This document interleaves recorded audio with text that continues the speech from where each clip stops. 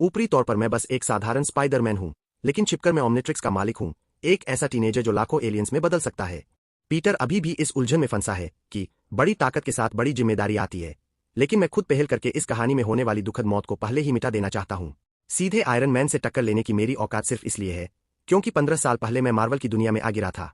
मैं Peter Parker का मौसेरा भाई बेन पार्कर बन गया, और आंटी में ने ही मुझे पाल पोस कर बड़ा किया।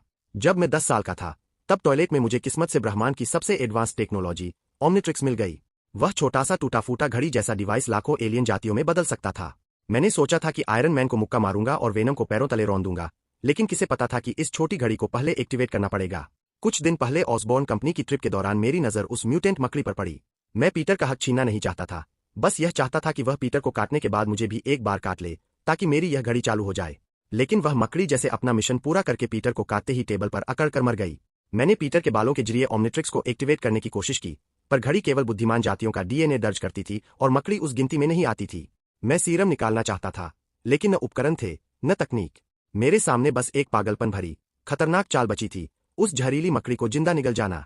मैंने आंखें बंद की और मकड़ी को मुंह में डाल लिया। अगले ही पल असनीय दर्द फट पड़ा। मुझे लगा जैसे मेरे अंदर अनगिनत मकड़ियां अंगन को कुतर रही हो और जहर नसों के सहारे दिमाग तक घुस रहा हो। दर्द के मारे मैं कुर्सी समेत जमीन पर गिर पड़ा। आंखों में खूनी लाल नसें भर गईं, त्वचा के नीचे घनी गांठें निकल आईं, दांत मुंह फाड़कर बाहर आने लगे और खून की प्यास पागलों की तरह बढ़ने लगी। मैंने कांपते हुए अपनी कलाई को देखा। 5 साल से मौन पड़ा ओमनिट्रिक्स अब भी पूरी तरह काला था। मैं दाव हार चुका था। थकच कथक। अचानक दरवाजे पर दस्तक हुई। आंटी में की आवाज आई, छोटे बेन, तुम ठीक तो हो? मेरा पूरा शरीर जम गया। इस वक्त मेरे गालों से 6 लाल खूनी आंखें निकल आई थीं और पलकों को चीरकर रोए बाहर आ रहे थे। मैं किसी जिंदा दानव जैसा लग रहा था। मैं कहना चाहता था कि वह चली जाए, पर गले से सिर्फ एक भारी, फटी हुई गुर्राहट निकली। तुम्हारी आवाज को क्या हुआ? क्या बुखार है? दरवाजे का हैंडल घुमा, दरवाजा खुला और रोशनी कमरे में आई। निराशा ने मेरा दिल जकड़ लिया। ठीक उसी पल मेरी कलाई की घड़ी से चकाचौंध कर देने वाली हरी रोशनी फूटी। गंभीर डीएनए इन्फेक्शन का पता चलते ही ओमनिट्रिक्स जबरदस्ती चालू हो गया। हरी रोशनी ने मेरे पूरे शरीर को ढक लिया और बेकाबू फैल रहे मकड़ी के जीन को धीरे धीरे दबाकर ठीक करने लगी। आंटी में तेज रोशनी से आंखें बंद कर बैठीं। जब उन्होंने दोबारा देखा, तो मैं बस कंबल में लिपटा बिस्तर पर पड़ा था और चेहरा पीला था। हाय, मैंने खुद को नॉर्मल दिखाने की कोशिश की। आंटी मैंने मेरा माथा छुआ और बड़बड़ाई कि पीटर स्कूल में किसी से लड़ पड़ा है और उन्हें उसे लेने जाना है। मुझे ठीक ठाक देखकर उन्होंने ज्यादा कुछ नहीं पूछा, दरवाजा बंद किया और चली गईं। मैंने कंबल हटाया। मेरी बाहों पर अब भी हल्की मकड़ी जैसी रेखाएं थीं और घड़ी हरी रोशनी से चमक रही थी। एनर्जी अपर्याप्त, डीएनए रिपेयर में 1 मिनट 37 सेकंड बाकी है। एस्टरिस्क। मैं खिंचकर हंस पड़ा। जो तकनीक ब्रह्मांड उड़ा देने का दम भरती है, वह भी बैटरी की कमी से जूझ रही थी। 1.5 मिनट बाद मेरी विकृति पूरी तरह मिट गई। मैंने मुट्ठी भींची। मेरी ताकत और इंद्रिया हर स्तर पर बढ़ चुकी थीं, यानी मकड़ी की शक्ति बच गई थी। अगले ही पल घड़ी का डायल नीला हुआ, कैलिब्रेशन मोड में गया और एलियन जीन का रैंडम सिलेक्शन शुरू हुआ। 10 लाख में से 10 चुने गए। मैंने सांस रोक ली। नीली रोशनी हटते ही मैंने घड़ी का सेंटर खोला। हीट ब्लास्ट, वाइल्ड मट, diamond head, XLR 8, grey matter, 4 arms, पहली पीढ़ी के 10 हीरो पूरे थे। मारक क्षमता, स्पीड, दिमाग, पूरी टीम एकदम बैलेंस्ड थी। खासकर ग्रे मैटर, गैल्वन प्रजाति की बुद्धि, जो थ्योरी के हिसाब से घड़ी की सारी पाबंदियों को तोड़ सकती थी। तभी सीढ़ियों से आती आहट को मेरी तेज सुनने की क्षमता ने तुरंत पहचान लिया। वह पीटर था। दरवाजा खुला। पीटर अभी कुछ बोलने ही वाला था कि मेरी आंखों में देखते ही जम गया। एक ही जैसी सुपर पावर की वाइब्स हवा में टकराने लगी। मैंने कहा, तुम्हें भी मकड़ी ने काटा है ना? वह आंखें फाड़े देखता रहा। मैं बिस्तर के सहारे टिका और धीमे से बोला, सच कहूं तो मैंने उस मकड़ी को खा लिया था। पीटर वहीं सुन रह गया। होश आते ही वह एक्साइटेड हो गया और पुराना कंप्यूटर खंगालकर ऑसबॉर्न की रिसर्च और कट कॉर्नर्स की जानकारी निकालने लगा। वह इस म्यूटेशन का सच और अपने माँ बाप से जुड़ी कड़ियां जानना चाहता था। उसने मुझे साथ चलने को कहा, लेकिन मैंने सिर हिला दिया। मुझे कोई इंटरेस्ट नहीं है। इंटरेस्ट नहीं है? यह तो सुपर पावर है भाई। हम सुपर हीरो बन सकते हैं। सुपर हीरो, ये शब्द मेरे अंदर जरासी भी लहर पैदा नहीं करते। मैं हीरो बनने की कीमत देख चुका था कि पीटर के आसपास के लोग एक एक करके कैसे चले जाते हैं। मैं हीरो नहीं बनना चाहता था। मैं बस आंटी में को सुरक्षित रखना चाहता था और हर खतरे को शुरू होने से पहले ही कुचल देना चाहता था। ऑसबॉर्न के झनेटों में मैं नहीं पड़ना चाहता था, लेकिन वह डकैत, जो इस कहानी में तय रूप से मौत लाएगा, उसे मुझे पहले ही खत्म करना था। मैंने पीटर को बाहर निकाला, दरवाजा बंद करके भीतर से कुंडी लगाई और ओमनिट्रिक्स का बटन दबाया। हरी रोशनी चमकी और मैं हथेली जितने छोटे, ग्रे मैटर, में बदल गया। मशीनों और तकनीक का विशाल ज्ञान मेरे दिमाग में भर गया और सोचने की स्पीड 100 गुना बढ़ गई। मैंने घड़ी के मूल प्रोग्राम को हैक करने की कोशिश की, पर एजमित ने उसे इतना कसकर लॉक किया था कि फिलहाल कोई रास्ता नहीं मिला। फिर मैंने व्यावहारिक रास्ता चुना। मेज पर चढ़कर 10 मिनट में कई दिनों का पेंडिंग फिजिक्स का होमवर्क निपटाया, फिर सीधा न्यूयॉर्क पुलिस के रिकॉर्ड सिस्टम को हैक कर लिया। यह मेरे लिए बच्चों का खेल था। मैंने फिल्टर लगाए, डकैती का आपराधिक इतिहास, क्वींस में सक्रिय, कलाई पर सितारे का टैटू। कुछ ही सेकंड में रिकॉर्ड सामने आ गया। डेनिस कैराडाइन, निचले स्तर का गुंडा, लंबा क्रिमिनल रिकॉर्ड और शहर से भागने से पहले एक आखिरी बड़ी लूट की तैयारी। वही था, वही आदमी जो कुछ दिनों बाद किसी भले इंसान को गोली मारकर स्पाइडरमैन के बनने की भारी कीमत वसूलने वाला था। मैंने सिस्टम बंद किया और ट्रांसफॉर्मेशन खत्म कर दिया। इस बार का बदलाव आधे घंटे तक चला था, ओरिजिनल कहानी के 10 मिनट से कहीं ज्यादा। मकड़ी के डीएनए ने मेरी ढलने की काबिलियत बढ़ा दी थी और एलियन बनने की टाइम लिमिट लंबी कर दी थी। आधा घंटा बहुत कुछ निपटाने के लिए काफी था। अगले दिन सुबह मैंने आंटी में से कहा कि दोस्तों से मिलने जा रहा हूं और जल्दी निकल पड़ा। मैं सीधे डेनिस के पास नहीं गया, पहले हेल्स किचन के आसपास चक्कर लगाकर उसकी हरकतों को समझा। वह गुंडा सचमुच भागने की फिराक में था। एक तरफ चोरी का माल बेचने के लिए खरीदार ढूंढ रहा था, तो दूसरी तरफ भागने से पहले एक आखिरी बड़ा हाथ मारने की सोच रहा था। शाम के वक्त मैंने उसे एक बंद पड़ी फैक्ट्री में किसी से डील करते देखा। मौका एकदम सही था। मैं एक गली में घुसा, हाथ उठाकर ओमनिट्रिक्स दबाया और डायल को XLR8 फास्ट फ्लैश स्टार के सिंबल पर घुमा दिया। हरी रोशनी चमकी, मेरा शरीर पल भर में लंबा होकर बदलने लगा। काली चमड़ी पूरे शरीर पर छा गई, हाथ पैरों और लंबी पूंछ पर नीली धारियां उभर आईं, पैरों ने रोलर जैसी शेप ले ली और काला मास्क नीचे आ गिरा, जिसमें से केवल मेरी तेज त्रिकोणीय पुतलियां दिख रही थीं। किना फ्लैश प्रजाति का XLR8, पूरे ब्रह्मांड में अपनी भयानक स्पीड के लिए मशहूर एलियन। बस पैरों को हल्का सा हिलाते ही एक काली परछाई बनकर निकल पड़ा। रफ्तार इतनी तेज थी कि नंगी आंखों से पकड़ना नामुमकिन था। कानों में बस हवा की चीख गूंज रही थी और सड़क के दोनों तरफ की इमारतें पीछे छूटती जा रही थीं। कई किलोमीटर की दूरी मैंने आधे मिनट से भी कम में तय कर ली। बंद फैक्ट्री के अंदर डेनिस अभी सौदा खत्म करके चोरी के पैसों को खुशी खुशी गिन रहा था और रातों रात शहर से भागने की प्लानिंग कर रहा था। उसे कुछ समझ आता, उसे पहले ही उसकी गर्दन के पीछे तेज दर्द हुआ, आंखों के आगे अंधेरा छाया और वह बेहोश हो गया। जब वह दोबारा जागा तो उसने खुद को हवा में उल्टा लटका पाया। नीचे कई मीटर गहरी खाली जगह थी, जरा सा हिलते ही शरीर झूलने लगता। अंधेरी फैक्ट्री में धूल और जंग की बदबू भरी थी। मैं कहाँ हूँ? डेनिस डर के मारे कांप रहा था, उसकी आवाज रोने जैसी हो गई थी।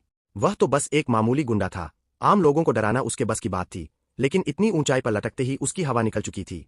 डेनिस कैराडाइन, मेरी आवाज खाली फैक्ट्री में गूंजी। XLR8 की खास तेज डबल वॉइस उसमें खौफ भर रही थी।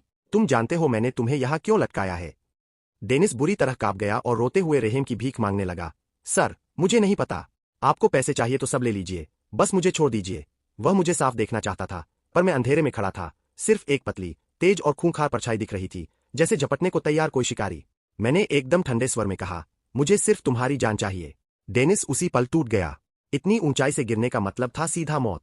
वह रो रोकर सफाई देने लगा कि उसने किसी का कुछ नहीं बिगाड़ा, अब कभी जुर्म नहीं करेगा और अभी सुधर जाएगा। मैं धीरे धीरे अंधेरे से बाहर आया। नीले और काले रंग की बॉडी, डायनासोर जैसी बनावट और बर्फ जैसी ठंडी पुतलियां। मुझे देखते ही डेनिस डर के मारे पैंट में पेशाब कर बैठा और रोना भी भूल गया। मैंने उसकी तरफ देखते हुए बिना किसी झिझक के कहा, अभी तक तुमने किसी को नहीं मारा है, लेकिन कुछ दिनों बाद तुम मारोगे। एक डकैती के बाद तुम एक भले बुजुर्ग को गोली मार दोगे। उसने पूरी जिंदगी मेहनत करके 2 बच्चों को बड़ा किया और सिर्फ उस सड़क से गुजरने की वजह से वह तुम्हारे हाथों मारा जाएगा। डेनिस एक पल के लिए सुन रह गया, फिर पागलों की तरह सिर हिलाने लगा। नामुमकिन, मैं किसी को नहीं मारूंगा, मैं अभी न्यूयॉर्क छोड़ दूंगा। उसने मुझे भविष्य देखने वाला कोई पागल समझा, लेकिन मैं जानता था कि यह कोई भविष्यवाणी नहीं, तय किस्मत थी। मुझे ज्यादा बहस करने में कोई इंटरेस्ट नहीं था। XLR8 बनने के बाद मेरे स्वभाव में भी थोड़ी अधीरता आ जाती है। जब काम हाथों से हो सकता हो तो बातों की क्या जरूरत। मैंने अपना तेज पंजा उठाया और उसे बांधने वाली रस्सी की तरफ निशाना साधा। बस यह एक रस्सी काटनी थी और वह तय मौत की कहानी हमेशा के लिए खत्म। पीटर पर कोई बोझ नहीं आता और सारे हादसे समय से पहले टल जाते। मुझे दोष मत देना, मैंने ठंडे स्वर में कहा। दोष देना है तो अपनी किस्मत और गलत फैसलों को दो। मेरा पंजा धीरे धीरे रस्सी में धंसा, रेशे एक एक करके टूटने लगे और डेनिस की चीख पूरे कारखाने में गूंज उठी। लेकिन रस्सी पूरी तरह टूटने से ठीक 1 सेकंड पहले धमाका हुआ। फैक्ट्री की छत में अचानक एक बड़ा छेद फटा और एक लाल सुनहरी आकृति आग की लपटों को चीरती हुई आसमान से नीचे उतरी। हथेली के ब्लास्टर की शॉकवेव जमीन पर पड़ी और धूल चारों तरफ उड़ गई। उसने नीचे झपटकर डेनिस को गिरने से ठीक पहले थाम लिया, धीरे से जमीन पर रखा और फिर अपने सूट के थ्रस्टर्स के दम पर हवा में उड़ता हुआ ठीक मेरी आंखों के सामने आकर ठहर गया। Tony Stark, iron man. मेरी आंखें सिकुड़ गईं और अंदर से एक बेनाम गुस्सा भड़क उठा। धत तेरी की, यह यहाँ कहाँ से टपक पड़ा? मैंने दांत भींचकर उसका नाम लिया, टोनी स्टार्क। मेरी आवाज में दबा हुआ गुस्सा साफ था।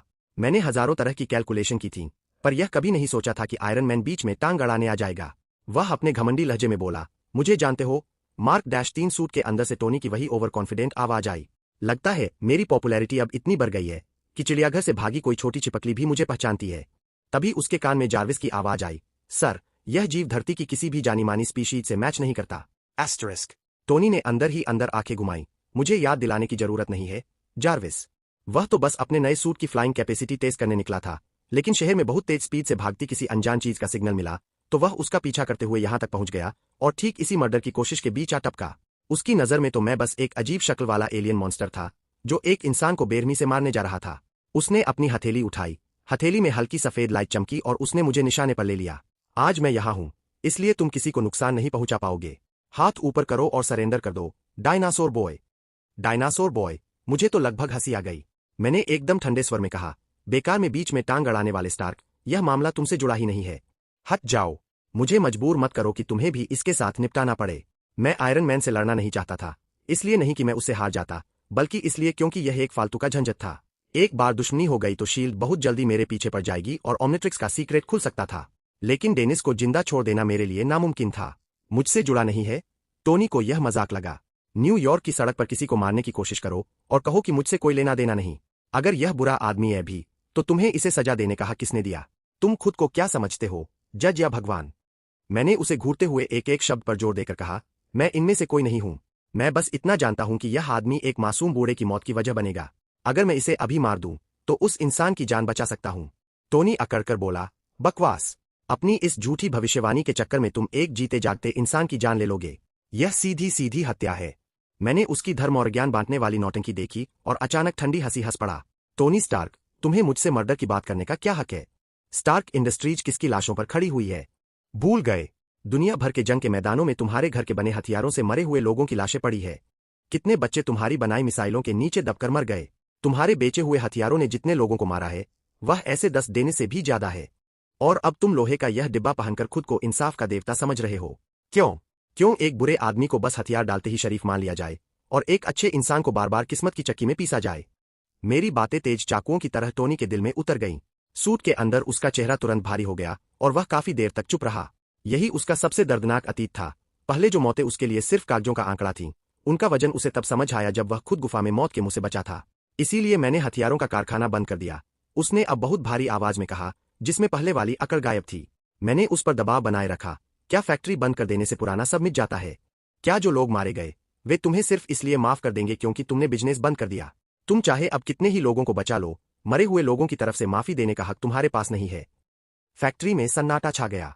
टोनी मेरे शब्दों से कुछ पल के लिए एकदम चुप हो गया, लेकिन उसके उसूल अपनी जगह थे। वह मेरी आंखों के सामने किसी का मर्डर होते नहीं देख सकता था। उसने फिर हथेली उठाई और ब्लास्टर की लाइट और तेज हो गई। मैं आखिरी बार कह रहा हूं, उसे छोड़ो और सरेंडर करो, वरना मुझे सख्ती करनी पड़ेगी। मैंने धीरे धीरे अपने दोनों हाथ ऊपर उठाए। टोनी को लगा कि मैं मान गया, मगर अगले ही पल उसने मेरी बर्फीली आवाज सुनी, 3 मिनट। तुम्हें खत्म करने के लिए 3 मिनट काफी है। आवाज खत्म होते ही मैंने पैर हिलाया और मेरा पूरा शरीर उसी जगह से गायब हो गया। स्पीड इतनी तेज थी कि परछाई भी नजर न आए। धमाका! टोनी ने तुरंत रिफ्लेक्स में ब्लास्टर चला दिया। लेजर बीम मेरी पुरानी जगह पर गिरी और लोहे के एक बड़े स्ट्रक्चर में सुराख कर गई।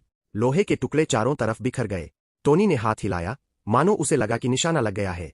लेकिन जार्विस की शांत आवाज आई, सर, टारगेट मिस हो गया। एस्टरिस्क। मजाक कर रहे हो?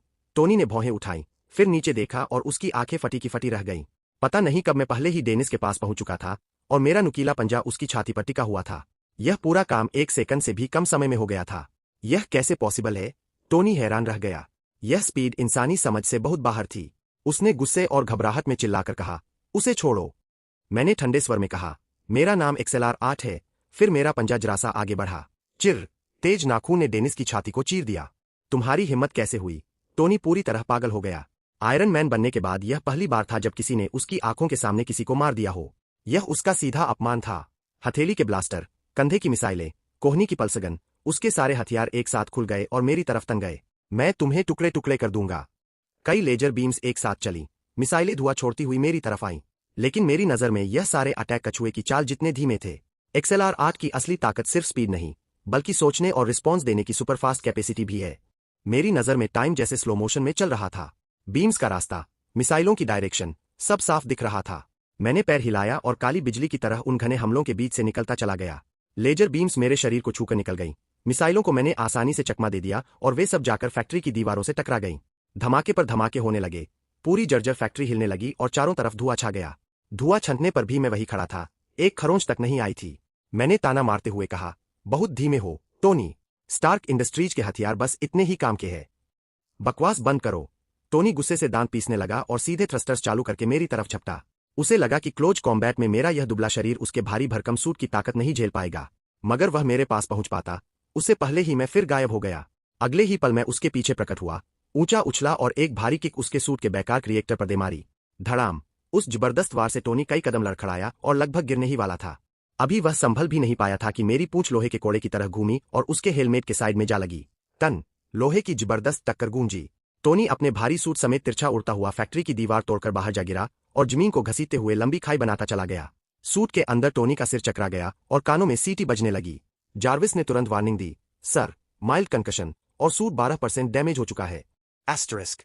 टोनी दांत पीसकर उठा, धत तेरी की, इस मॉन्स्टर में इतनी ताकत कहां से आई?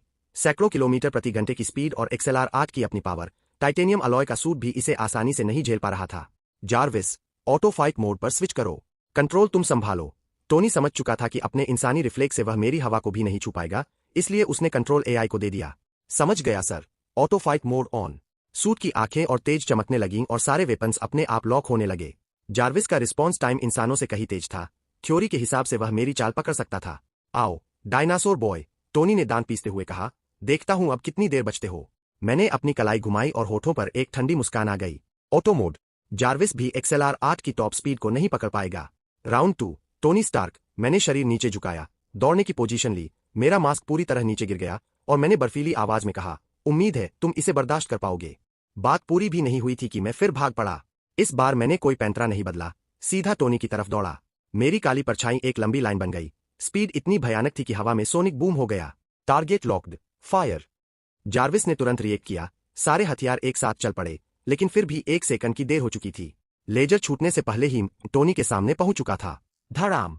मैं पूरी ताकत से मार्क -3 के सीने पर लगे आर्क रिएक्टर से टकराया, मानो कोई हाई स्पीड बुलेट ट्रेन सामने से भिड़ गई हो।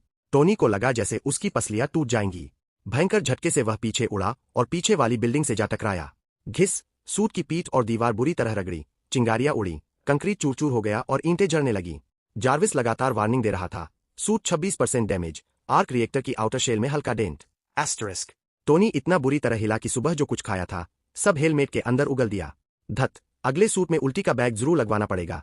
उसने मन ही मन गाली दी, फिर दांत भींचकर पूरे शरीर के थ्रस्टर्स ऑन किए, मेरी बाह कसकर पकड़ ली और सारे नोजल्स पूरी ताकत से जला दिए ताकि मुझे धक्का देकर दूर फेंक सके। उसकी भयंकर पावर एक पल में बाहर आई। मैं उस वक्त सूट के सिर वाले हिस्से को पकड़े हुए था, मुझे उसके इस दाव का अंदाजा नहीं था। पल भर में मेरा बैलेंस बिगड़ा और मैं उसके साथ हवा में उड़ गया। मैंने तुरंत उसका सिर छोड़ दिया, शरीर को गोल किया और जमीन पर लगातार रोल होता चला गया। हर बार गिरने पर जमीन में गड्ढा बनता गया। कई किलोमीटर तक घिसटने के बाद जाकर मेरा मोमेंटम रुका। मैं जमीन से उठा, बॉडी सीधी की और हड्डियों से कड़कड़ाने की आवाज आई। किना फ्लैश प्रजाति की हीलिंग पावर बहुत स्ट्रॉन्ग होती है। इतनी भीषण टक्कर के बाद भी मुझे बस हल्की ऐंठन महसूस हो रही थी। दूर देखा तो टोनी फिर संभल चुका था, हवा में उड़ रहा था, सूट जगह जगह से टूटा फूटा था, पेंट उखड़ा हुआ था और हालत खराब दिख रही थी। मेरे एलियन बनने का टाइम भी अब खत्म होने वाला था, बस 1 मिनट से थोड़ा ज्यादा बचा था। मैंने ऊपर देखकर ठंडी हंसी के साथ कहा, क्या हुआ मिस्टर स्टार्क? बस इतनी ही हवा थी। टोनी गुस्से से तमतमा उठा, पर अंदर से जानता था कि आमने सामने की टक्कर में उसे कोई फायदा नहीं मिलने वाला। मेरी स्पीड फिजिक्स के नियमों से बाहर थी। उसने दांत भींचकर कहा, ज्यादा इतराओ मत, हिम्मत है तो भागना बंद करो, सीधे लड़ो, सीधे। मैं हंस पड़ा, लगता है तुम्हें गलतफहमी हुई है। मैं XLR 8 हूं, स्पीड ही मेरा हथियार है। मैं लोहे के डिब्बे में बंद इंसान से ताकत का मुकाबला क्यों करूं? मैंने अपने पैरों में पावर भरी, शरीर को आगे झुकाया और उसकी छाती के सबसे कमजोर हिस्से पर नजर टिका दी, आर्क रिएक्टर। टोनी का दिल धक से रह गया, उसे घबराहट महसूस हुई। तुम क्या करने वाले हो? मैंने कोई जवाब नहीं दिया। जवाब थी हवा को चीरती हुई भयंकर आवाज। मैंने अपनी पूरी ताकत लगा दी। मेरी स्पीड अपनी चरम सीमा पर पहुंच गई। आम आंखें तो छोड़ो, जार्विस का हाई स्पीड कैमरा भी सिर्फ एक धुंधली काली लकीर ही रिकॉर्ड कर पा रहा था, जैसे यह रफ्तार खुद स्पेस को फा रही हो। टोनी की आंखें सिकुड़ गईं। उसने सूट को बचाने की कोशिश की, पर बहुत देर हो चुकी थी। Too fast. मैं काली बिजली बनकर उसके सीने की तरफ झपटा। धूप में चमकते मेरे काले नुकीले पंजे भयंकर काइनेटिक फोर्स के साथ सीधे आर्क रिएक्टर में धंस गए। चटक। एक साफ टूटने की आवाज गूंजी। मेरे काले पंजों ने उस भयानक स्पीड के साथ रिएक्टर की बाहरी हिफाजती परत को चीर दिया था। परित्यक्त फैक्ट्री के बाहर खुले मैदान में इस समय मैं XLR 8 बनकर आयरन मैन से लड़ रहा था। मैंने अपनी बंदूक जैसी भुजा से वार किया, आयरन मैन जोर से झटका खाकर रह गया। सूट के भीतर से छोटी सी स्पार्किंग की आवाज फूटी और हेलमेट की लाइट कुछ बार टिमटिमाने के बाद पूरी तरह बुझ गई। धड़ाम, भारी सूट जोर से जमीन पर गिर पड़ा। चांदी नीले रिएक्टर पर एक छोटा सा चीरा उभर आया था, जैसे किसी ने कुदाल से बेरहमी से उसे काट दिया हो। सर, रिएक्टर डैमेज हो गया है, एनर्जी लीक हो रही है। जार्विस की आवाज सूट के भीतर से सुनाई दी। टोनी किसी से भी ज्यादा अच्छी तरह इसका अंजाम समझता था। यह रिएक्टर सिर्फ सूट की पावर सप्लाई नहीं था, बल्कि उसकी जान भी था। यह उसके सीने में जड़ा था और इससे निकलने वाली एनर्जी इलेक्ट्रोमैग्नेट को चलाती थी, जो शरीर के भीतर फंसे लोहे के टुकड़ों को रोके रखती थी ताकि वे खून के बहाव के साथ दिल में न धंस जाए। मेरा यह वार सीधे उसकी सबसे बड़ी कमजोरी पर पड़ा था। दरार इतनी बड़ी नहीं थी कि रिएक्टर बंद हो जाए, लेकिन इससे भयानक टॉक्सिक लीकेज होने वाला था। कुछ ही सेकंड में टोनी के अंदर जहर फैलने के लक्षण तेजी से बढ़ने लगे। जार्विस ने तुरंत रिएक्टर की पावर घटा दी, सिर्फ बुनियादी लाइफ सपोर्ट चालू रखा और कहा, मैं अभी मिस पॉट्स को कॉल कर रहा हूं। मत करो। टोनी ने उल्टी और चक्कर को दबाते हुए आदेश बीच में ही रोक दिया। उसे अभी तक यह भी पता नहीं था कि सामने वाला कौन है और उसका मकसद क्या है। वह किसी भी हालत में पेपर को खतरे में नहीं डाल सकता था। अब देखो कितना समय बचा है। टोनी स्टार्क, मैंने उसे जान से मारने का इरादा नहीं किया था। मेरी नजर चित पड़े मार्क -3 आर्मर पर जा टिकती है, और जितना देखता हूं उतना ही इसमें रिसर्च की वैल्यू महसूस होती है। जैसे ही फैसला किया, मैंने तुरंत हाथ चला दिए। मेरे दोनों हाथ इतने तेज चले कि परछाई बन गए और पलक झपकते ही सूट की एक बाह उखाड़ दी। तुम आखिर चाहते क्या हो? टोनी चीख उठा। सूट बंद होने के बाद उसका व्यू बंद हो चुका था। उसे बस महसूस हुआ कि हाथ पर ठंडक दौड़ी और वह खुद को किसी खुले हुए डिब्बे जैसा असहाय, घबराया और डरा हुआ पा रहा था। टाइम ही मनी है टोनी, तुमने मेरे कई मिनट बर्बाद किए हैं। मुझे अपना नुकसान तो वसूलना ही पड़ेगा। मैंने हिंसक तरीके से उसे खोलना जारी रखा और 2 ही झटकों में टोनी का मास्क उखाड़ दिया। सड़ी हुई खट्टी बदबू का एक झोंका सीधे चेहरे पर पड़ा और मेरा आधा शरीर घिन के मारे पीछे की ओर झुक गया। ओह, तुमने सूट के अंदर ही उल्टी कर दी। बहुत घिनौना। तो यह कोई साधारण लोहे का डिब्बा नहीं, सड़ी हुई मछली का डिब्बा निकला। मैंने घृणा से हाथ में पकड़ा मास्क झटका और सारी गंदगी वापस टोनी के चेहरे पर जा गिरी। टोनी का चेहरा हरा पड़ गया, बाल तक भीग चुके थे। तुम समझते हो यह किसकी देन है? बेशक तुम्हारी अपनी। याद है मैंने तुम्हें चेतावनी दी थी, बेकार की दखलंदाजी मत करना। मेरे हाथ और भी तेजी से सूट को उधेड़ने लगे। मुझे पहले इस चीज को 100 बार धोना पड़ेगा, ऊपर से डिटर्जेंट की पूरी बोतल उड़ेलनी होगी। मेरे पास इससे अच्छा सुझाव है। चुप। मैंने फुर्सत में उसे एक घूंसा भी जमा दिया। आधे मिनट से भी कम समय में पूरा सूट पुर्जों में बिखर चुका था। मैं अपने जितने ऊंचे पुर्जों के ढेर को कंधे पर उठाकर टोनी की ओर हाथ हिलाता हूं। मेरी सलाह है, अपनी गर्लफ्रेंड को फोन कर दो, नहीं तो तुम्हें स्टार्क टॉवर तक पैदल जाना पड़ेगा और अगले दिन तुम्हारा यह हाल हर अखबार की हेडलाइन बनेगा। इतना कहकर मैं पुर्जे लेकर बिजली सी रफ्तार से निकल गया। रास्ते में मुझे एहसास हुआ कि इतने सारे हिस्सों में से एक भी नीचे नहीं गिरा। शायद XLR-8 की स्पीड फील्ड और स्पाइडरमैन की बायोस्टैटिक इलेक्ट्रिसिटी एक दूसरे पर चढ़कर आपस में मिल गई थी। मेरे मन में खुशी कौंध गई। 1 सेकंड में मैंने पूरे आर्मर को स्कैन कर लिया, छिपा हुआ लोकेटर ढूंढकर नष्ट कर दिया और पुर्जों को ठीक से छिपा दिया। आर्मर पर रिसर्च की बात अभी जरूरी नहीं थी। ग्रे मैटर छोटे चमत्कारी रूप में बदलने के बाद आराम से उसे समझा जा सकता था। फिलहाल सबसे जरूरी था स्कूल पहुंचना। 10 सेकंड बाद मैं स्कूल पहुंच गया, सारे कैमरों से बचते हुए वॉशरूम में घुसा और कुछ सेकंड बाद अपने असली इंसानी रूप में लौट आया। घंटी ठीक उसी समय बजी और मैं आखिरी सेकंड पर क्लास में घुस पड़ा। बहुत बढ़िया, एकदम टाइम पर पहुंचे।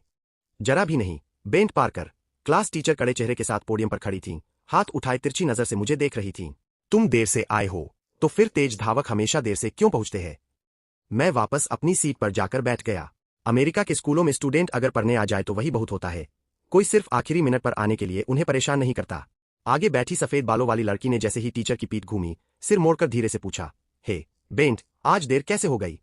1 सेकंड की देरी नहीं होती हार्डी, मैंने होमवर्क निकालते हुए जवाब दिया। फेलिशिया हार्डी, स्कूल की मशहूर अमीर और खूबसूरत लड़की, और मैं उसकी दूसरी सीक्रेट पहचान भी जानता था, भविष्य की ब्लैक कैट।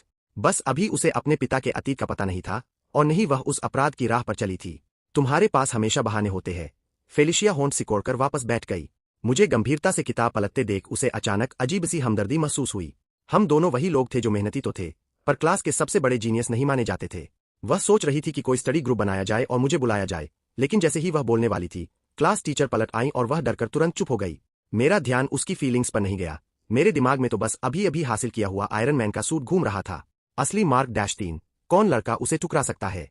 ग्रे मैटर में बदलने के बाद मैं उसकी बनावट और पूरी टेक्नोलॉजी आसानी से समझ सकूंगा। बस अफसोस यही था कि कोर का आर्क रिएक्टर खोला नहीं जा सकता था। टोनी ने कोल्ड न्यूक्लियर फ्यूजन टेक्नोलॉजी को दिल के बराबर छोटे आकार में समेट दिया था। अगर यह सचमुच समझ में आ जाए तो अपना खुद का हाईटेक सूट बनाना और एडवांस मशीनरी तैयार करना मेरे लिए कोई मुश्किल काम नहीं रहेगा। तभी ध्यान भटकते भटकते मेरे दिमाग में एक पहचानी सी चुभन उठी, मेरी स्पाइडर सेंस। मैंने हाथ बढ़ाया और हवा में उड़कर आती पर्ची को बिना देखे सटीक पकड़ लिया। मैं एक स्टडी सेशन रखने वाली हूँ, ग्वेन को बुलाने का सोच रही हूँ, तुम भी मेरे घर आना चाहोगे? नीचे फेलिशिया का नाम लिखा था। मैंने सिर उठाया और सीधे उसकी नजर से नजरें मिलाईं। उसने आंख मारी और धीरे से होंठ हिलाकर इशारा किया। तुम अपने कजिन पीटर पार्कर को भी साथ ला सकते हो। ग्वेन और पीटर सालों से क्लास में पहले 2 स्थान पर कब्जा जमाए रखने वाले टॉपर थे। पीटर को किसी खूबसूरत और जीनियस लड़की से मिलवाना इससे तो कहीं बेहतर था कि वह हर दिन किसी और के बारे में सोच सोचकर टाइम वेस्ट करे। लेकिन मैंने फिर भी सिर हिला दिया और पर्ची को मरोड़कर बॉल बना दिया। माफ करना फेलिशिया, स्कूल के बाद मुझे कुछ काम है। और जहां तक पीटर की बात है, मुझे लगता है उसके पास भी आजकल ज्यादा टाइम नहीं होगा। फेलिशिया का मूड तुरंत ऑफ हो गया और वह नाराज होकर मुंह फेर कर बैठ गई। सब बहाने हैं। साथ पढ़ना नहीं है तो साफ साफ कह दो। उसने मन ही मन कसम खाई कि छुट्टी होने तक वह मुझसे बिल्कुल बात नहीं करेगी। जब वह और ग्वेन मिलकर स्टडी ग्रुप बनाएंगी और उनके मार्क्स टॉप पर आएंगे, तब देखेगी कि मुझे पछतावा होता है या नहीं। उस समय अगर मैं आकर मिन्नतें भी करूंगा, तब भी वह दरवाजा नहीं खोलेगी। मैंने इस पर ज्यादा ध्यान नहीं दिया और सिर झुकाकर मन लगाकर पढ़ाई करने लगा। अजीब बात यह थी कि आज मेरा दिमाग असाधारण रूप से साफ चल रहा था।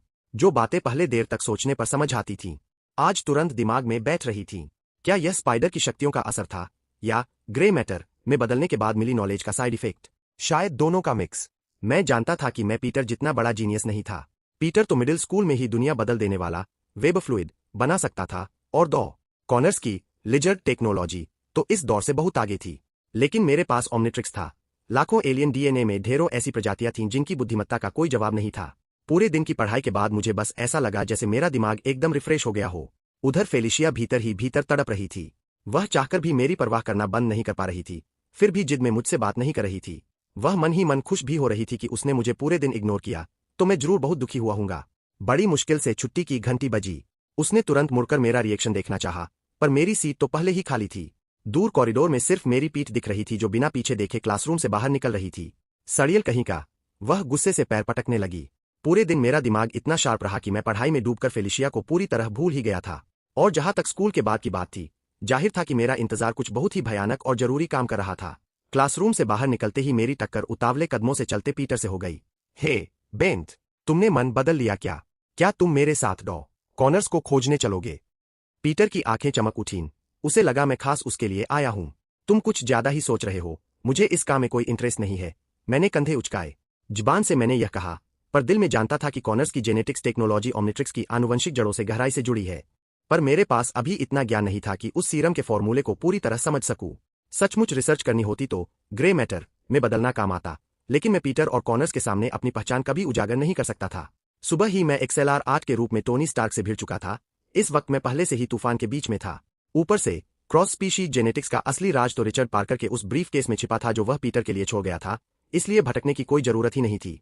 मैं बस तुम्हें याद दिलाने आया हूं। कॉनर से मिलना हो तो मिलो, लेकिन रात में आंटी में को लेने जाना मत भूलना, मैंने सीरियस होकर कहा। पीटर ने नॉर्मल तरीके से सिर हिलाया, फिर अचानक ठिठक गया। 1 मिनट, तुम्हें कैसे पता कि मैं आंटी में को लेने जाने वाला हूं? यह मत पूछो, मैंने हाथ हिला दिया। और हाँ, अंकल बेन और आंटी में से कह देना कि मैं आज रात थोड़ी देर से घर आऊंगा। पीटर से अलग होने के बाद मैं एक जनरल स्टोर में मुड़ा, जबरदस्त क्लीनिंग लिक्विड की एक बड़ी बाल्टी खरीदी, फिर बिना कैमरे वाले एक कोने में जा घुसा। मैंने आस्तीन ऊपर खींची और ओमनिट्रिक्स का डायल झटके से ऊपर आ गया। XLR-8। दूसरी ओर स्टार्क टॉवर में टोनी लड़ाई के रिकॉर्डेड फुटेज को बार बार देखते हुए गहरी सोच में डूबा था। उसने दाढ़ी पर हाथ फेरा और जार्विस से 3D प्रोजेक्शन निकालने को कहा। एक छिपकली जैसे एलियन की नीली रोशनी वाली आकृति उसकी आंखों के सामने तैरने लगी। उसने खुद को XLR-8 कहा था। तुम्हें क्या लगता है जार्विस, यह चीज क्या है? क्या डायनासोर पूरी तरह खत्म नहीं हुए थे? ग्लोबल डेटाबेस में इसका कोई मैच नहीं है, और किसी प्रामाणिक डायनासोर मानव के देखे जाने की रिपोर्ट भी नहीं है। सर, जार्विस की शांत आवाज आई। सिर्फ कुछ अर्बन लेजेंड्स और अफवाहें हैं, जिनकी कोई विश्वसनीयता नहीं है। उन कहानियों को छोड़ो। टोनी प्रोजेक्शन के पास झुका। यह अचानक आसमान से तो नहीं टपका होगा। एक नई फाइल बनाओ, नाम रखो XLR-8।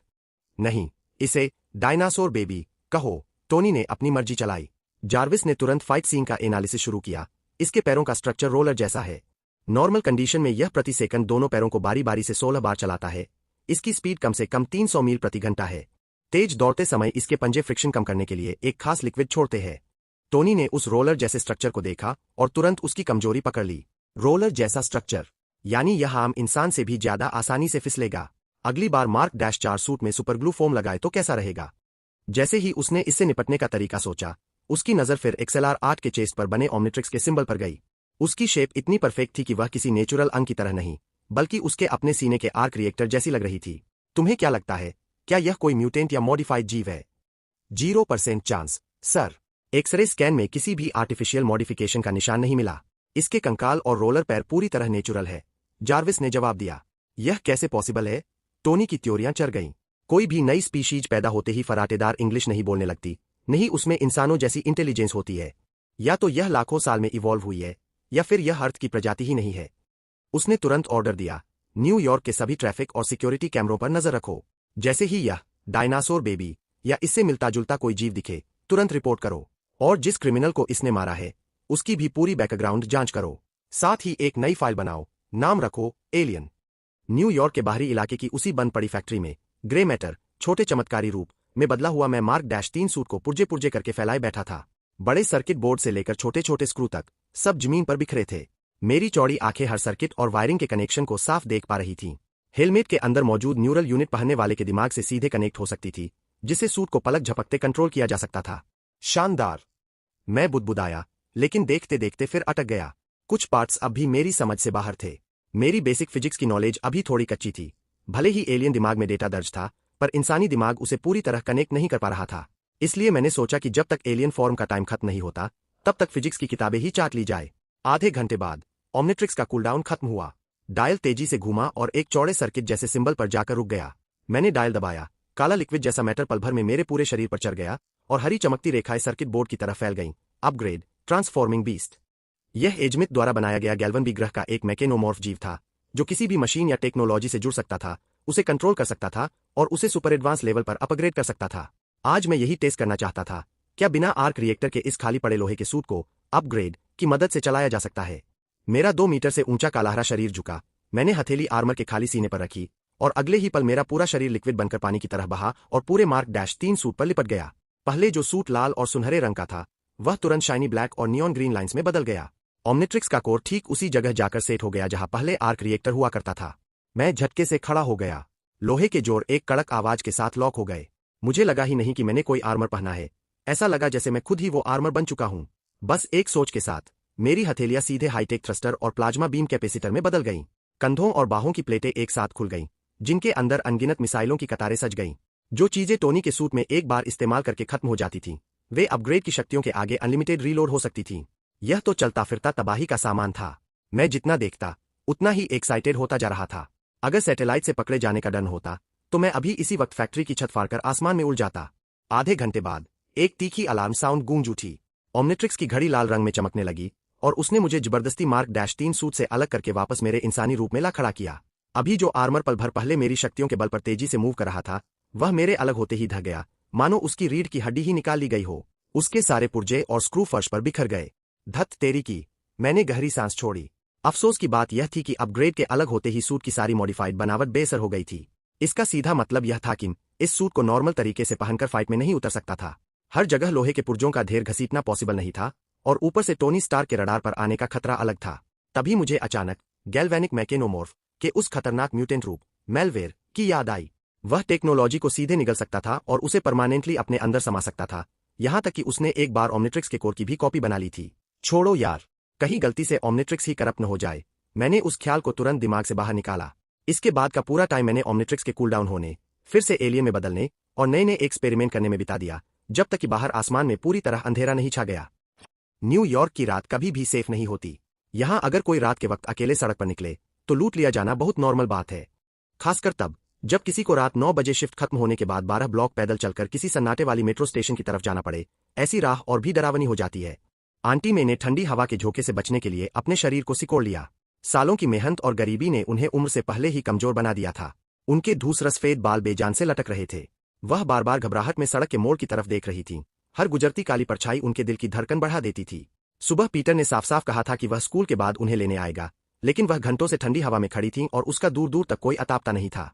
उन्होंने सोचा कि अकेले ही घर लौट जाए, पर डर था कि अगर पीटर रास्ते में आ रहा हो तो वे एक दूसरे को मिस न कर दें। पर जैसे जैसे टाइम बीत रहा था, उनका मन भारी होता जा रहा था।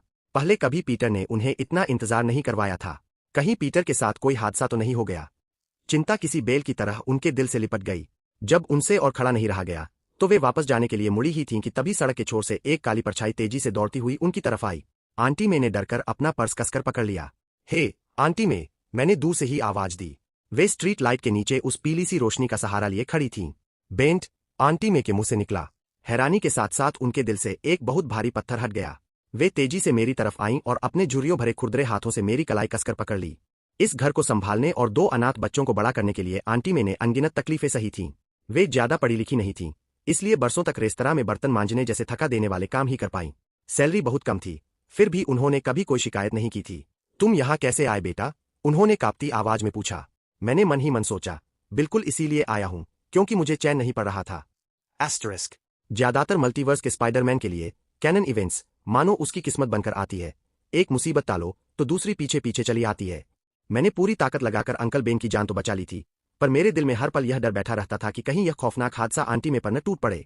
स्कूल खत्म होते ही मैंने पीटर को बार बार याद दिलाया था कि आंटी में को लेने जरूर जाए, पर मेरा दिल गवाही नहीं दे रहा था। और हकीकत ने वही साबित किया जिसका मुझे डर था। पीटर आखिरकार अपने माता पिता के अतीत के चक्कर में यह बात भूल ही गया। मेरे मन में पीटर पर हल्की झुंझलाहट उठी, पर मैं आंटी में को और परेशान नहीं करना चाहता था, इसलिए मैंने एक सीधा सा झूठ कर दिया।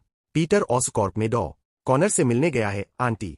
उसके पास टाइम थोड़ा कम था, इसलिए उसने मुझे आपको रिसीव करने भेज दिया। डॉ कॉनर्स का नाम सुनते ही आंटी में का दिल धक से बैठ गया।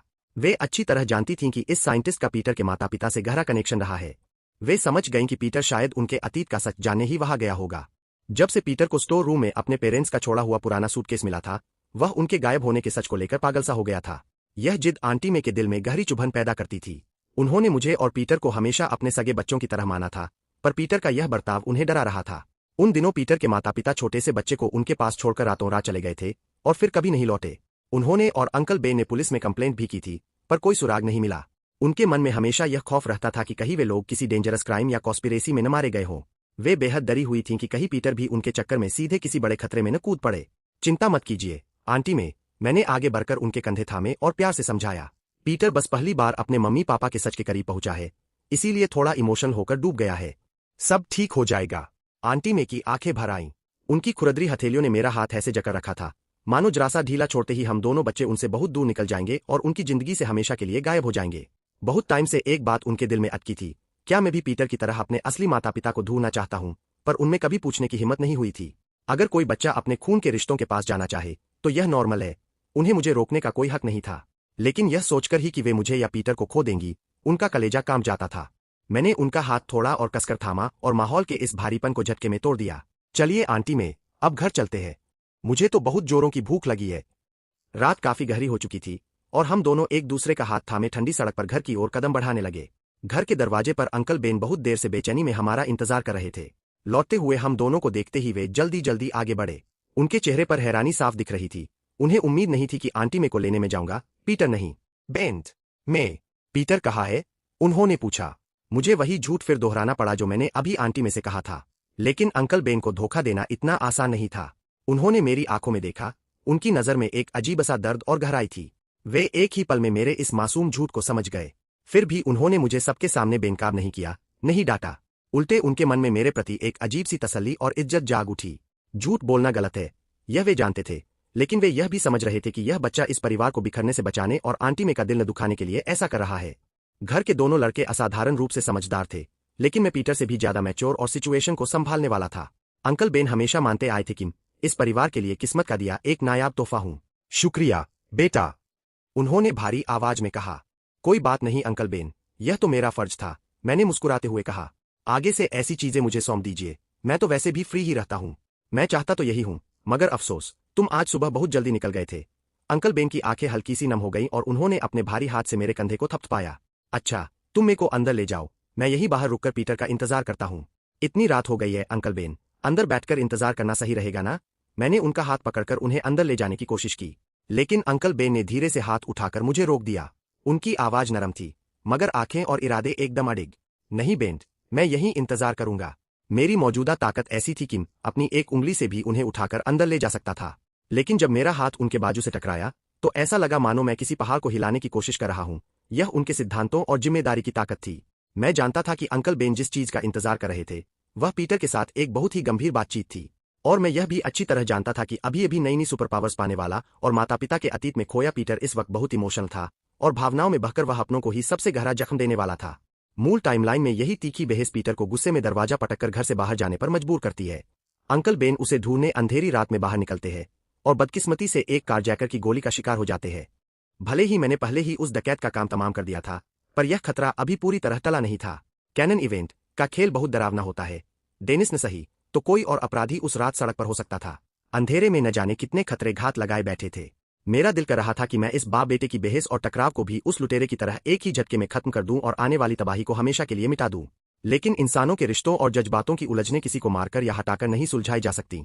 एक भारी बेबसी के साथ मैंने सिर हिलाया और आंटी में को लेकर घर के अंदर चला गया। घर के अंदर आंटी में के चेहरे पर चिंता साफ दिखाई दे रही थी। जाहिर था कि उन्हें भी बाहर आने वाले तूफान और बहस का अंदाजा हो चुका था। कुछ नहीं होगा आंटी, मैंने उनके कान के पास झुककर बहुत धीमे से कहा। चलिए किचन में कुछ खाने को तैयार करते हैं। जिस तरह उन दोनों के मिजाज गर्म है, लड़ाई के बाद शायद दोनों को ही तेज भूख लगने वाली है। आंटी ने मेरी बात सुनकर हल्का सा मुस्कुरा दी। ऐसा नहीं होगा बेंट, तुम और पीटर तो हमसे कभी झगड़ा नहीं करते। उनकी बातों में अटूट भरोसा था, पर उनके कदम अपने आप किचन की ओर बढ़ गए।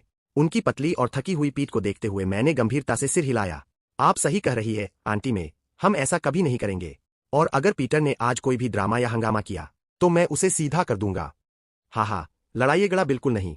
आंटी मैंने फ्रिज खोलते हुए मुड़कर पूछा, आज रात खाने में क्या पसंद करोगे? कुछ भी आसान सा बना लीजिए आंटी। मैं डाइनिंग टेबल की कुर्सी पर बैठ गया। फ्राइड चिकन या पोर्क चॉप, कुछ भी चलेगा।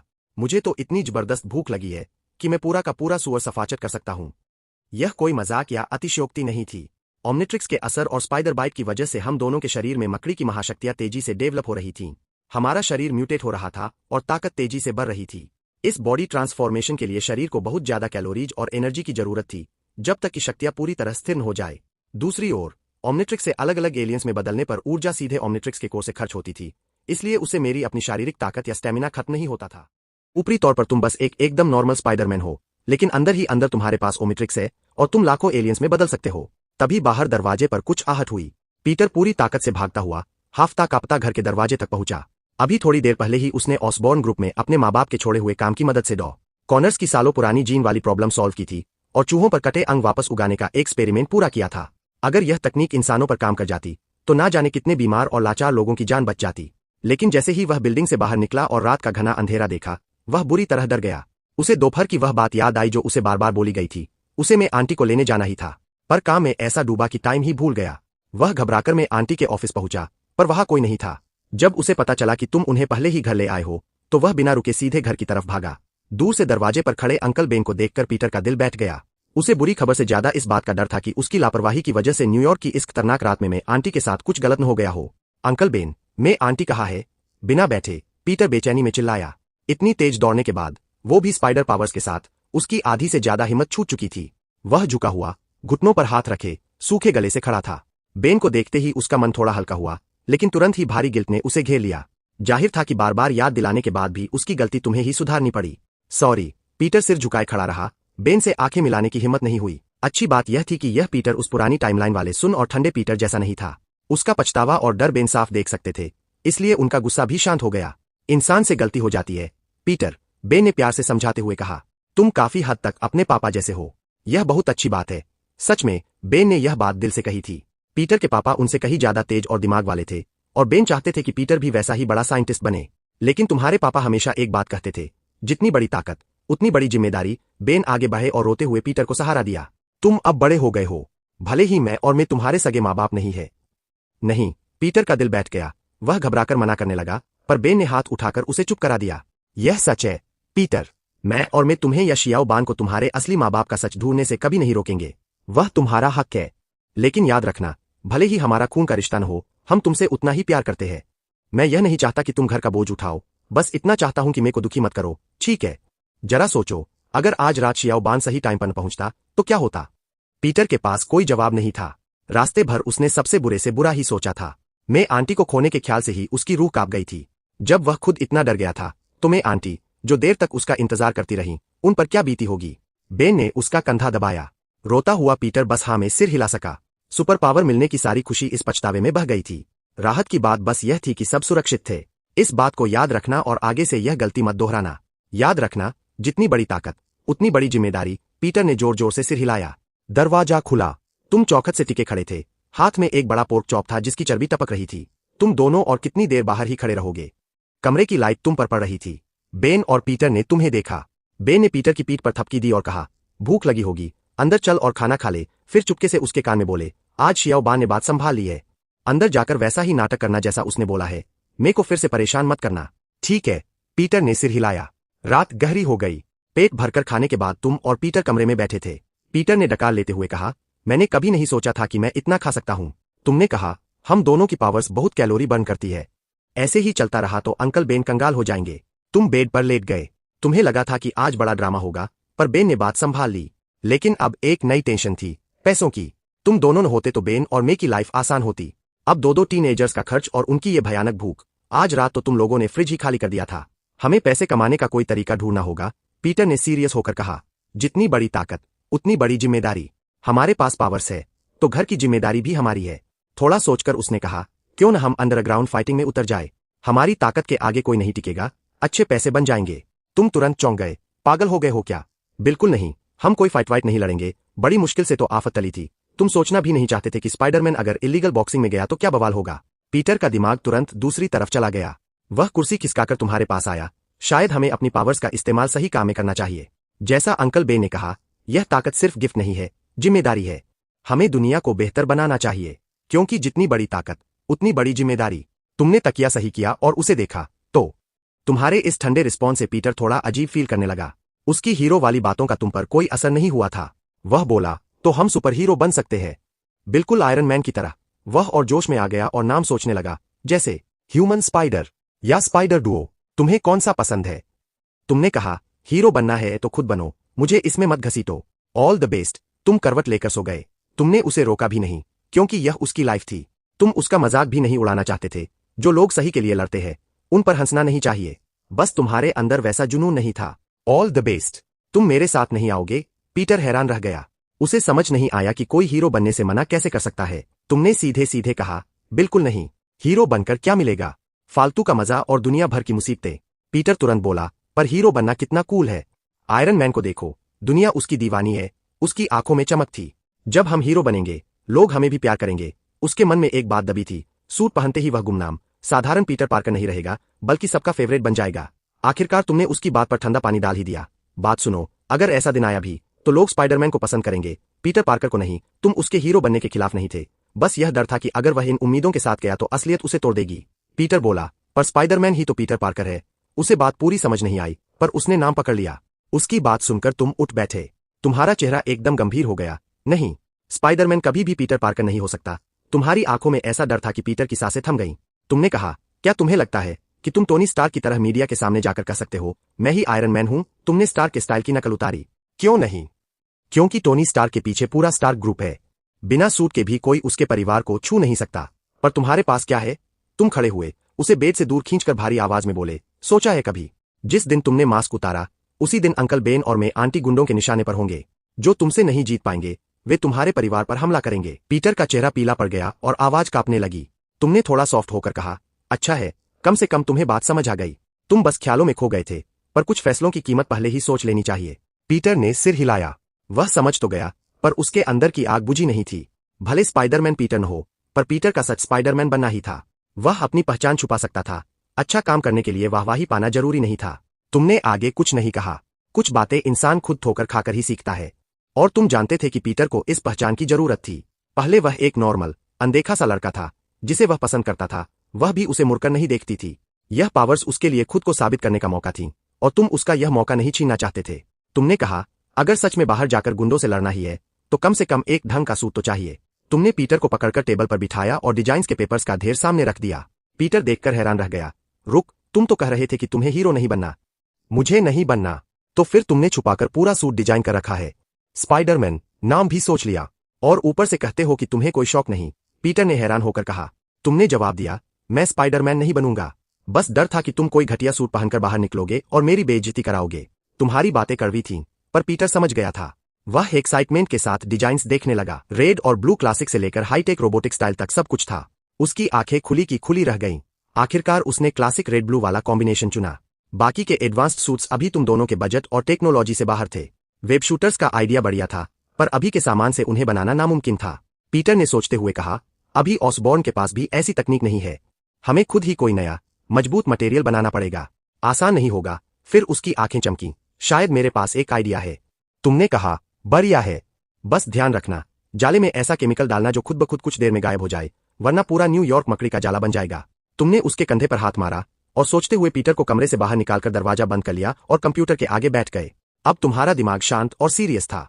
पीटर न्यूयॉर्क का हीरो बनना चाहता था। तुम्हें दुनिया बचाने में कोई इंटरेस्ट नहीं था, पर तुम इस घर के हीरो बनना चाहते थे। खूब सारे पैसे कमाकर अंकल बेन और मैं आंटी को एक अच्छी और टेंशन फ्री लाइफ देना चाहते थे। एक आइडिया काफी टाइम से तुम्हारे दिमाग में घूम रहा था, अपनी खुद की टेक कंपनी स्टार्ट करना। नाम होगा प्लेमोस टेक्नोलॉजी और उसे ऑसबॉर्न जैसी ऊंचाइयों तक ले जाना। लेकिन शुरुआती पैसा और मेन प्रोजेक्ट दोनों ही बड़ी प्रॉब्लम थे। आयरन मैन 1 के दौर की ज्यादातर टेक्नोलॉजी पहले से पेटेंट थी और हथियारों के बिजनेस में तुम्हें जाना नहीं था। तुम्हारे पास जो ओमनिट्रिक्स था वो बेशक दुनिया की सबसे एडवांस टेक्नोलॉजी का खजाना था। उसमें नैनो टेक्नोलॉजी, स्पेस से भी पार की कम्युनिकेशन और इंस्टेंट ट्रांसपोर्ट जैसी चीजें भरी पड़ी थीं। लेकिन यह टेक्नोलॉजी आज के टाइम से इतनी आगे थी कि इसे अचानक जमीन पर उतारना नामुमकिन था और इसमें पैसा भी पानी की तरह बहता। छोटे मोटे गुंडों को पीटकर पैसा जुटाना बेकार का आइडिया था और बड़े खिलाड़ियों से पंगा लेने में पहचान लीक होने का खतरा था। तुम जानते थे कि शील्ड, SHLD, देशवेर तुम्हें ढू ही लेगी। तुम पहले से स्पाइडरमैन की पावर्स को एक ढाल की तरह यूज करने की सोच रहे थे ताकि ओमनिट्रिक्स का राज छुपा रहे, क्योंकि अगर यह बात बाहर आ गई तो मुसीबतें कभी खत्म नहीं होंगी। बहुत सोचने के बाद सिर्फ एक ही रास्ता बचा, इन्वेस्टमेंट। और तुम्हें अच्छे से पता था कि इसके लिए सबसे सही बंदा कौन है। देर रात तुमने एक कॉल मिलाया। सामने वाले ने तुरंत फोन उठा लिया। Hello, Harry Potter. मुझे हैरी पॉटर मत बोलो। दूसरी तरफ से हैरी तुरंत चिढ़ गया। थोड़ा शांत होकर उसने पूछा, तुम यूं ही मुझे फोन नहीं करते? रीड, सब ठीक तो है न? तुम मुस्कुराए। वह एकदम मस्त है, पहले से भी बढ़िया। और तुम? हैरी ने मूंछों ही मूंछों में बुदबुदाते हुए कहा, आधी रात को फोन किया है तो पुरानी बातें याद करने के लिए तो नहीं किया होगा एन? वह तो लगभग यह सोचकर बैठा था कि तुम शायद ब्रेकअप या दिल टूटने का दुखड़ा रोओगे और वह मजे लेकर तुम्हें दिलासा देगा, लेकिन तुम्हारी अगली बात ने सीधे उसकी दुखती रग पर हाथ रख दिया। हैरी, मुझे याद है तुम हमेशा चाहते थे कि अंकल नॉर्मन तुम पर प्राउड फील करे। मेरे पास एक प्लान है। क्या प्लान है? बोर्डिंग स्कूल से बड़ी मुश्किल से बाहर निकला है, हैरी तुमसे एक मिल्क शेक शॉप पर मिलने आ गया। उसने सिर झुकाकर एक घूंट लिया और तुरंत गंदासा मुंह बना लिया, जैसे जीभ पर कुछ अजीब लग गया हो। यह क्या बकवास है? कितना गंदा टेस्ट है। तुमने बिना कोई एक्सप्रेशन दिए कहा, मुझे भी कुछ खास नहीं लगा। फिर भी तुमने अपना कप पूरा खाली कर दिया। तुमने भी शायद लाइफ में पहली बार यह चीज ट्राई की थी। टेस्ट सच में बहुत अजीब था, पर खाना वेस्ट न करने की आदत की वजह से तुम उसे घटक गए। हैरी ने पूछा, तो फिर क्या प्लान है तुम्हारा? दुकान में आते ही उसने सबसे पहले यह कंफर्म किया था कि पीटर वहां न हो। वाह, पीटर और तुम बचपन के दोस्त थे। तुम बचपन से ही उन दोनों से ज्यादा मैच्योर थे और हमेशा बड़े भाई की तरह उनका ध्यान रखते थे। हैरी तुम्हारी बातों पर आंख बंद करके भरोसा करता था, इसलिए जब तुमने कहा कि तुम्हारे पास कोई प्लान है तो वह बिना सोचे चला आया। ऊपर से उसके दिल में हमेशा एक आग जलती रहती थी, अपने पिता नॉर्मन ऑसबॉर्न से तारीफ पाने की आग। दुनिया की नजरों में वह एक होशियार, डिसिप्लिन वाला और अमीर बाप का बेटा था, पर नॉर्मन की नजरों में वह बस एक बेकार लड़का था जो डांट खाने के लायक था। वह हमेशा यही सोचता रहा कि शायद उसमें ही कोई कमी है। वह यह नहीं जानता था कि उसके पैदा होते ही उसकी मां की मौत का दर्द उसके बाप की इस बेरुखी के पीछे छुपा था। तुमने कहा, मैं एक कंपनी स्टार्ट करना चाहता हूं। एक कंपनी? हैरी की आंखों की चमक तुरंत गायब हो गई। उसे लगा था कि तुम्हारे पास कुछ ऐसा धांसू आइडिया होगा जिसे उसके पापा इंप्रेस हो जाएंगे, पर तुम तो बस कंपनी खोलने की बात कर रहे थे। ऑसबॉर्न ग्रुप के पैसों के बिना हैरी के पॉकेट मनी से सिर्फ एक छोटी मोटी दुकान ही खुल सकती थी। नॉर्मन जैसे बिजनेसमैन को इसे इंप्रेस करना नामुमकिन था। नॉर्मन एक बिजनेसमैन भी था और साइंटिस्ट भी। बिना किसी नेक्स्ट लेवल टेक्नोलॉजी के उसे हिलाना आसान नहीं था। निराश होने के बाद भी हैरी ने खुद को संभाला और कहा, फिर भी अगर तुम कंपनी खोलना चाहते हो तो मैं तुम्हारा साथ दूंगा। क्या तुम मुझे अपना मेन आइडिया बता सकते हो? वह तुम्हारे नेचर को जानता था। तुम बिना पूरी तैयारी के कोई कदम नहीं उठाते। बस उसे लगता था कि तुम नॉर्मन के लेवल को समझ नहीं पा रहे हो। छोटी मोटी कमाई से उन्हें कोई फर्क नहीं पड़ता। हाँ, अगर इससे तुम्हारे और बेन अंकल की फैमिली की हेल्प होती तो वह खुशी खुशी पैसे लगा देता। तुमने उसकी सोच भाप ली और बिना बात घुमाए सिर्फ 2 शब्द कहे, nano technology. Nano technology? Harry हंस पड़ा। उसने सामने रखा ड्रिंक थोड़ा दूर खिसकाया और कहा, तुम भी कुछ भी फेंकते हो। चलो मजाक छोड़ो, तुम मुझसे इन्वेस्टमेंट मांग रहे हो तो कम से कम बिजनेस आइडिया तो मत छुपाओ। तुमने बस हल्की सी स्माइल के साथ कहा, तुम्हें क्यों लगता है कि मैं इतनी दूर से तुम्हें बुलाकर मजाक करूंगा? हैरी का चेहरा एकदम बदल गया। रुको, तुम सच में सीरियस हो? उसकी हंसी गायब हो गई। नैनोटेक का आइडिया कोई नया नहीं है, और जो भी थोड़ी बहुत रिसर्च हुई है उस पर पहले से बड़े बड़े पेटेंट है। इस फील्ड में घुसने के लिए अरबों डॉलर चाहिए।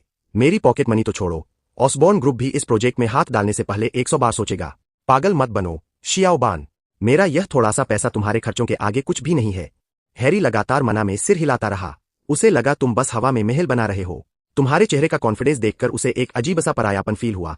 क्या यह वही पुराना, शांत और समझदार बड़ा भाई जैसा लड़का था? पुरानी दोस्ती का लिहाज था, इसलिए वह चुपचाप बैठा रहा और उठकर गया नहीं।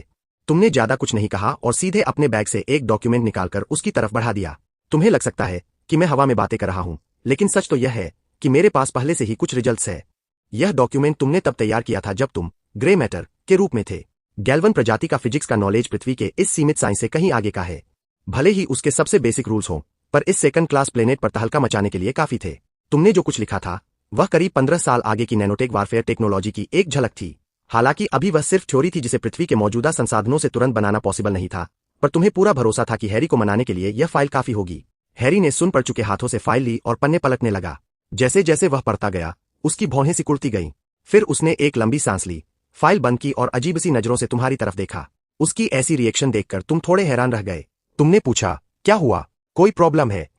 हैरी बोला, प्रॉब्लम ही प्रॉब्लम है। सबसे बड़ी दिक्कत यह है कि मुझे इसमें से एक शब्द भी समझ नहीं आ रहा। उसकी नॉलेज के हिसाब से इस डॉक्यूमेंट को पढ़ना ऐसा था जैसे ABCD सीखने वाला बच्चा अचानक एडवांस फिजिक्स की बुक चबाने लगे। फाइल की बातें इतनी टफ थीं कि उसके पल्ले कुछ नहीं पड़ रहा था, और जो फायदे लिखे थे वे किसी काल्पनिक कहानी जैसे लग रहे थे। कौन से स्मार्ट नैनो रोबोट्स? सुनने में तो यह किसी साइंस फिक्शन नॉवेल जैसा लग रहा था। वह तो यह सोचकर ही डर गया कि अगर यह फाइल अपने पापा को दिखाई तो कितनी जोरदार डांट पड़ेगी। आखिर में हैरी ने सिर हिला दिया, यह बहुत ही अनरियल है। शियाओबान, मैं सच में तुम्हारा साथ देना चाहता हूं, पर तुम साइंस फिक्शन की चीजों को रियल लाइफ में जबरदस्ती नहीं ला सकते। पहले तो तुम चौंक गए, फिर अपने माथे पर हाथ मारते ही तुम्हें पूरी बात समझ आ गई। तुम यह भूल ही गए थे कि एलियन बनते टाइम तुम्हारा सोचने का तरीका भी एकदम बदल जाता है। जो बात उस छोटे गैल्वन के लिए बच्चों का खेल थी, वही बात आम इंसानों के लिए समझ से बाहर थी। गैल्वन रेस का एक नॉर्मल बंदा भी इस पूरी गैलेक्सी का टॉप साइंटिस्ट माना जाता है, पर इस अर्थ पर इस फाइल को समझने वाले उंगलियों पर गिने जा सकते थे। तुम्हारी गलती यही थी कि तुमने बहुत ज्यादा एडवांस टेक्नोलॉजी उसके सामने रख दी, और इस टाइम पर तुरंत कोई दूसरी सिंपल टेक्नोलॉजी निकाल पाना भी पॉसिबल नहीं था। अब क्या तुम हैरी और कैफे के बाकी लोगों के सामने उस छोटे एलियन में बदल जाते? हैरी, मैं जानता हूं यह बात थोड़ी हजम होना मुश्किल है और किसी कहानी जैसी लगती है, पर मुझ पर भरोसा रखो, मैं इसे सच करके दिखाऊंगा, यह मेरा वादा है। तुमने एकदम सीरियस होकर हैरी की आंखों में देखा। तुम्हारा यह कॉन्फिडेंस देखकर हैरी को वही पुराना, समझदार और भरोसेमंद दोस्त याद आ गया। पूरी बात भले ही कितनी भी अजीब लग रही हो, पर उसके दिल में तुम्हारी बात पर यकीन करने की एक उम्मीद जागी। अगर सच में ऐसा हो गया तो? वैसे भी तुमने आज तक कभी उसका भरोसा नहीं तोड़ा था। ठीक है। हैरी ने एक गहरी सांस ली, जैसे उसने कोई बड़ा फैसला ले लिया हो, और दोबारा फाइल उठा ली। मैं इसे अपने डैड को दिखाता हूं। ऑसबॉर्न ग्रुप में बहुत बड़े बड़े एक्सपर्ट्स हैं। अगर इसमें सच में कोई दम हुआ तो शायद वे नए प्रोजेक्ट के लिए मान जाए। रुको, उसकी बात पूरी भी नहीं हुई थी कि हवा का एक तेज झोंका उसकी आंखों के सामने से गुजरा। इससे पहले कि वह कुछ समझ पाता, एक अनजानी ताकत ने उसका हाथ पीछे खींच लिया। उसने नीचे देखा तो पाया कि तुमने वह फाइल मेज पर इतनी जोर से दबा रखी थी कि उस टेबल का मजबूत ग्लास क्रैक हो गया। देखते ही देखते पूरा कांच छोटे छोटे टुकड़ों में बिखर गया। शियाओबान, हैरी घबराकर खड़ा हो गया और तुम्हें देखने लगा, जो इस वक्त थोड़ा बदला बदला सा लग रहा था। तुम ठीक तो हो? कुछ नहीं, शायद कांच की क्वालिटी ही खराब थी। तुमने बात संभालने की कोशिश की। तुमने खुद नहीं सोचा था कि इमोशनल होकर तुम अपनी सुपर स्ट्रेंथ पर कंट्रोल खो बैठोगे और टेबल टूट जाएगी। कैफे के वेटर घबराकर दौड़े चले आए। किसी ने भी तुम्हारी ताकत पर शक नहीं किया, सबने यही सोचा कि कांच ही कमजोर था। दुकान का मालिक उल्टा तुमसे माफी मांगने लगा, पर तुम दोनों ने बात वही खत्म की और बाहर निकल आए।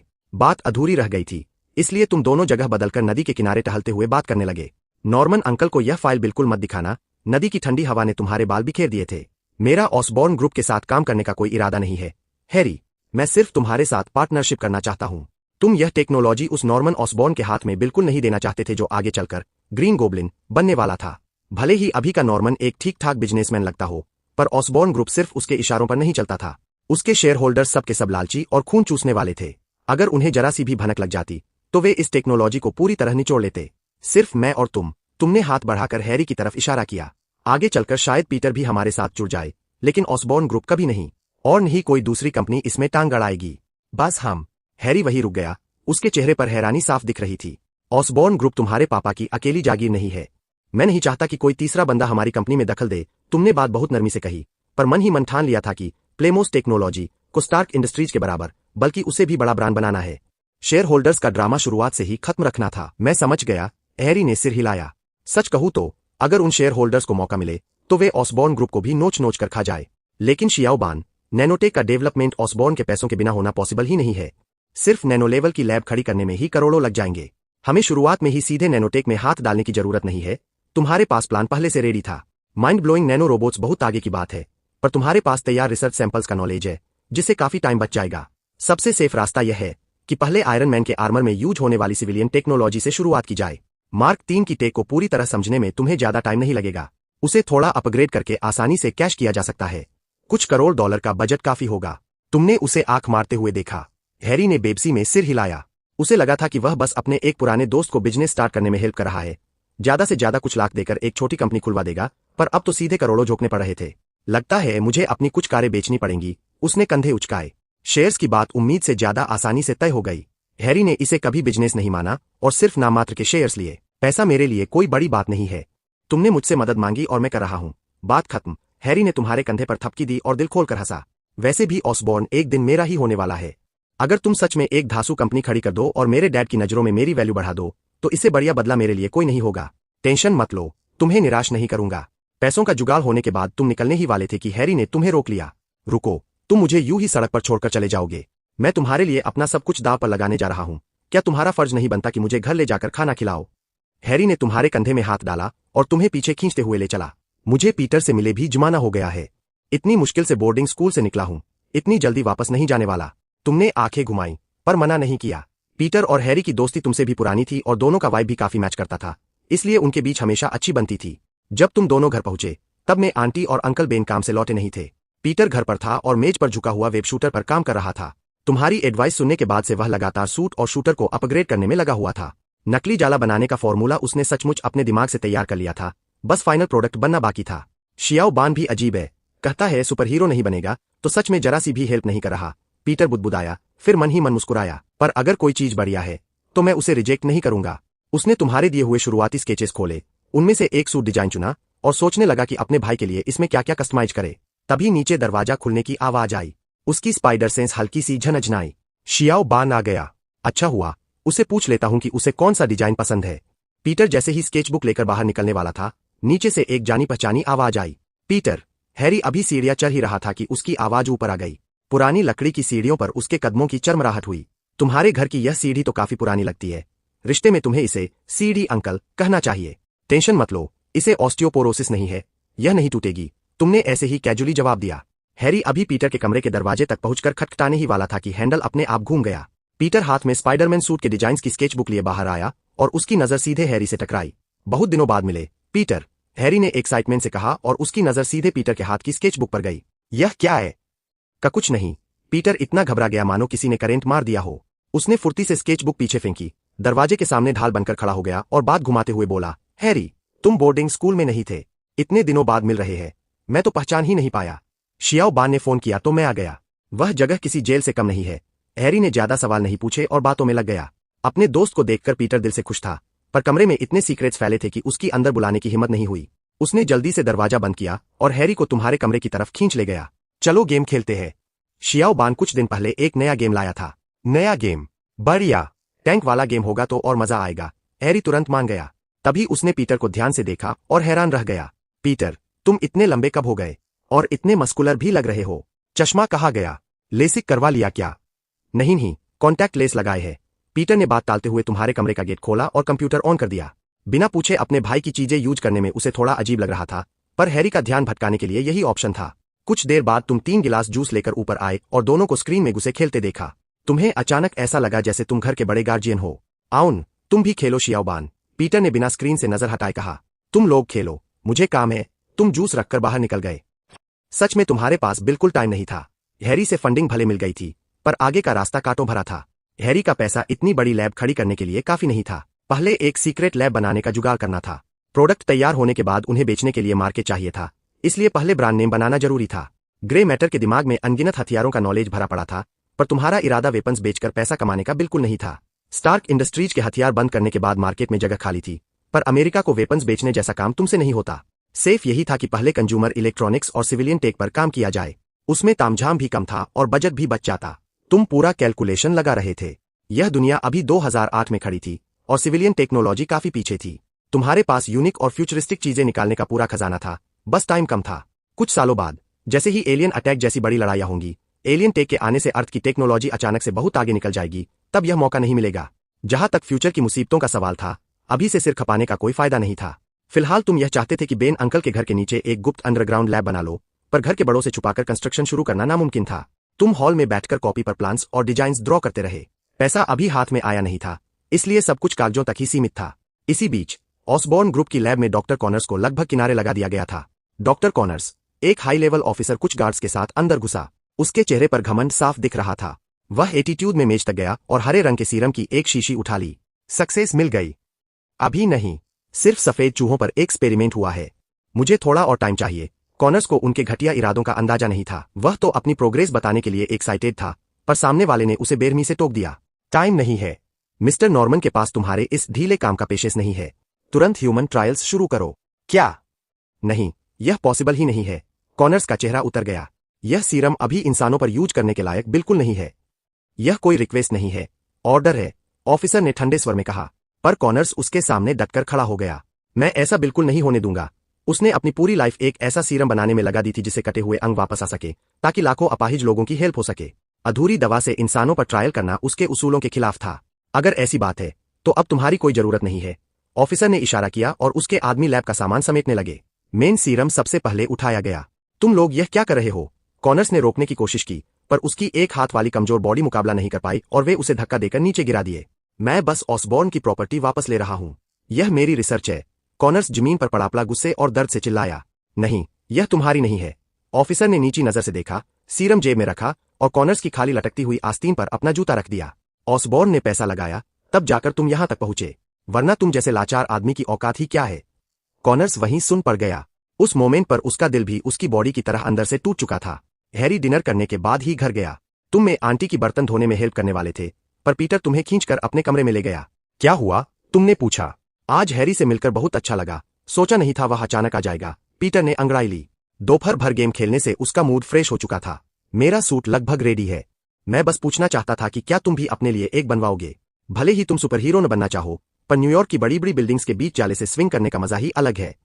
तुम पहले मना करने वाले थे, पर स्पाइडरमैन की तरह हवा में उड़ने का मौका भला कौन छोड़ेगा? चलो ठीक है, एक सेट बना दो। तुमने एक डिजाइन ड्राफ्ट निकालकर उसकी तरफ बढ़ाया। बस इस मॉडल का कलर चेंज कर देना। मुझे इसमें अपना थोड़ा अलग टच चाहिए। तुम्हारे चुने हुए सूट में क्लासिक रेड ब्लू के ऊपर एक cool skeleton bone like pattern की लेयर बनी हुई थी। अपनी यह पुरानी घड़ी मुझे दो, मैं इसे वेब शूटर में मॉडिफाई कर देता हूं। पीटर ने तुम्हारी कलाई से घड़ी उतारने के लिए हाथ बढ़ाया। उसका अपना शूटर भी एक पुरानी कबाल घड़ी से बना था, इसलिए थोड़ा बेसिक दिखता था। तुमने तुरंत हाथ पीछे खींच लिया। क्या कर रहे हो? मेरे पास कोई फालतू घड़ी है क्या? अरे देवी दोन, शूटर बना दूंगा। पीटर ने एकदम नॉर्मल होकर कहा। नहीं, शूटर मैं खुद संभाल लूंगा। तुमने हाथ झटकते हुए बाहर का रास्ता पकड़ा, फिर मुड़कर एक ताना मारा। और हाँ, मुझे लगता है लिज तुम्हारे लिए सही लड़की नहीं है। तुमने कंप्यूटर स्क्रीन पर दिख रही उस पॉपुलर लड़की की फोटो देखी थी और खुद को रोक नहीं पाए। लिज दिखने में भले ही अच्छी हो, पर बहुत एटीट्यूड वाली है। वह एक नॉर्मल पीटर पार्कर को कभी घास नहीं डालेगी। पीटर ने चिढ़कर कंप्यूटर बंद किया और तुम्हें सीधे कमरे से बाहर धकेल दिया। आज रात मैं गश्त लगाने जा रहा हूं।